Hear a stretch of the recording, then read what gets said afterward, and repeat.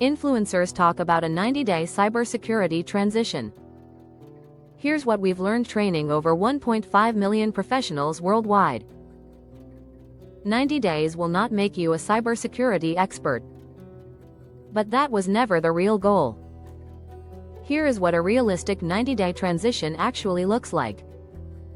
The first 30 days are about foundations. You learn how operating systems work, how networks communicate, and how security failures actually happen. No hacking. No shortcuts. Without this, nothing else sticks. The next 30 days are about exposure. You work with logs, understand vulnerabilities, and see how real attacks are detected and investigated. This is where most people struggle, because it's not glamorous. The final 30 days are about positioning. You document what you understand, build small practical examples, and show how you think about security problems. Companies hire mindset and clarity before mastery. What we see consistently is this: 90 days doesn't make you an expert.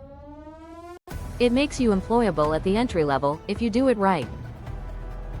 Cybersecurity rewards consistency, not influencer promises. That's the real 90-day transition.